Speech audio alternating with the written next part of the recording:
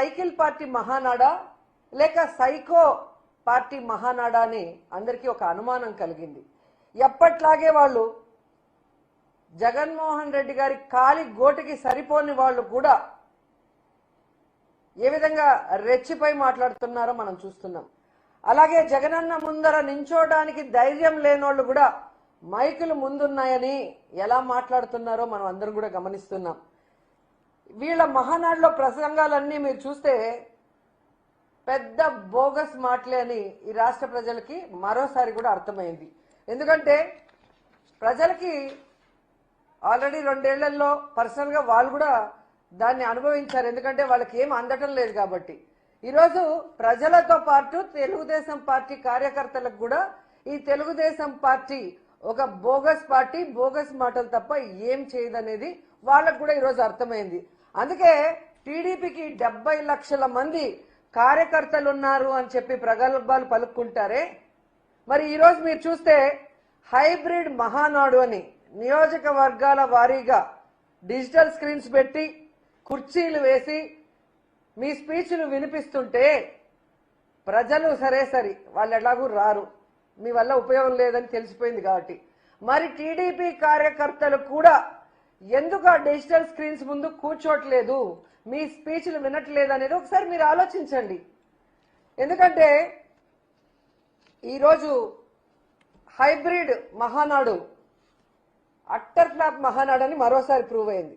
ఎందుకంటే వీళ్ళు బిర్యానీలు ఇచ్చి డబ్బులు ఇచ్చి డ్వాక్రా వాళ్ళని తీసుకొచ్చినా రాలేదు. ఆఖరికి చూడండి, స్టేజ్ మీద ఒక పక్క స్పీచ్లు వస్తుంటే ఓ పక్క రికార్డింగ్ డాన్సులు పెట్టారు. బద్వేల్ నియోజకవర్గంలో ఇది. సో రికార్డింగ్ డాన్సులు పెట్టి డ్వాక్రా మహిళల్ని బలవంతంగా తీసుకురావడానికి ప్రయత్నిస్తున్నారు తప్ప తెలుగుదేశం పార్టీ నాయకులు కార్యకర్తలు కూడా ఈరోజు తెలుగుదేశం పార్టీ నాయకులు చెప్తున్న స్పీచ్ల్ని వినట్లేదు. అంటే ఈ తెలుగుదేశం పార్టీ కూటమి ప్రభుత్వం ఏ విధంగా అట్టర్ ఫ్లాప్ అయింది, ఏ విధంగా ఈ రాష్ట్ర ప్రజల్ని మోసం చేశారనేది మరోసారి ప్రూవ్ అయింది. ఈరోజు ఈ రాష్ట్ర ప్రజలకంతా అర్థమైంది, ఇది మహానాడు కాదు, ఇది దగానాడు, ఇది మహానాడు కాదు బూతునాడు, ఇది మహానాడు కాదు మాయనాడు అని. హలో అండి, అందరికీ నమస్కారం. ఒక ప్రవృద్ధురాలు ఇంకా ఏంటబ్బా రాలేదు అని చెప్పేసి అనుకుంటున్నాను, వచ్చేసిందనమాట. వచ్చి మహానాడు గురించి మహోత్తరమైన మాటలు మాట్లాడుతుంది ఈ ప్రవృద్ధురాలు. ఏదైతే నగర నియోజకవర్గంలో ఎమ్మెల్యేగా చేసి అక్కడ అన్ని చేయాల్సిన కార్యక్రమాలన్నీ చేయడం వల్ల నగరి ప్రజలు బహిష్కరణ చేస్తే ఓట్ల ఎలక్షన్లో తిప్పి కొడితే డిపాజిట్లు కూడా రాలా. ఈవిడ మాట్లాడుతుంది మహానాడంట ఒక మాయనాడంట, మహానాడంట ఒక బూతునాడంట అని చెప్పేసి మాట్లాడుతుంది. మహానాడుకి ఎవరు ప్రజలు రాకపోతే డోక్రా మహిళని తీసుకెళ్లి బిర్యానీ ప్యాకెట్లు ఇచ్చి మరీ కూర్చోబెట్టారంట. నువ్వు తెలుసుకోవాల్సింది ఇంకొకటి ఉంది మిస్సెస్ సెల్వమణి రోజా. మీ జగన్మోహన్ రెడ్డి గారు ముఖ్యమంత్రిగా ఉన్నప్పుడు పరదాల చాటును పట్టుకొని రోడ్ల మీదకి వచ్చిన తీరు బాబు గారు అది కాదు, నువ్వు చూసే ఉంటావు. అన్నయ్య ఎందుకు పరదాల చెట్టు కాటుకొని ఎందుకు అలా వెళ్తున్నావు, ప్రజలంటే ఎందుకు నీకు భయము అని నువ్వు అడగాలి ఆనాడు. ఈరోజు మహానాడు ఇంత సక్సెస్ఫుల్ గా ఉండి ఈ 2.5 years లో చేసిన మంచి పనులు అన్ని గురించి ప్రతి ఒక్కరు మాట్లాడుతూ ఉంటే దాన్ని నువ్వు అక్కసి కడుపులో గడ్డలు మొలుస్తున్నట్టున్నాయి. నీకు ఆ గడ్డలు సెగ తట్టుకోలేకపోతున్నావు. ఒక పని చేయి, సీదా హాస్పిటల్కి వెళ్ళి ఒక ఏసీ రూమ్ బుక్ చేసేసుకొని ఆ ఏసీ రూమ్లో కూర్చొని మంచిగా షలైన్ పెట్టించుకొని పడుకో. లోపల కడుపుల గడ్డలు కాస్త మొఠమాయమైపోతాయి. ఏంటి అర్థమవుతుందా? డోక్రా మహిళలు వచ్చి నీకేమైనా చెప్పారా?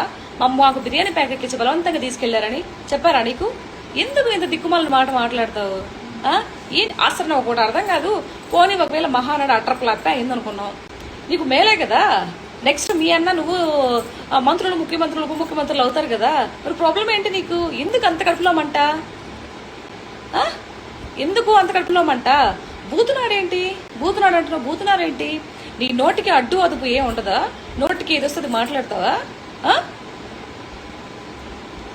పిచ్చోడికి చేతిలో రాయిస్తే ఎవరిని కొడతాడో తెలియదంట.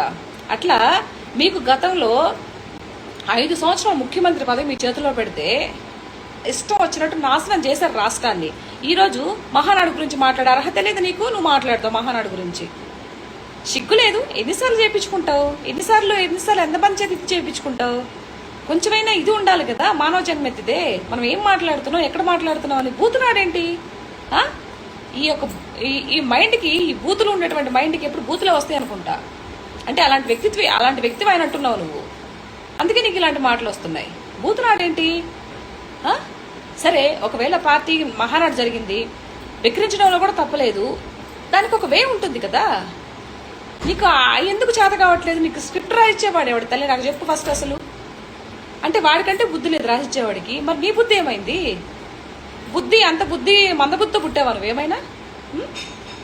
కడుపులో మంట తగ్గకపోతే ఇందాక నేను చెప్పిన పని చేయి, సరేనా?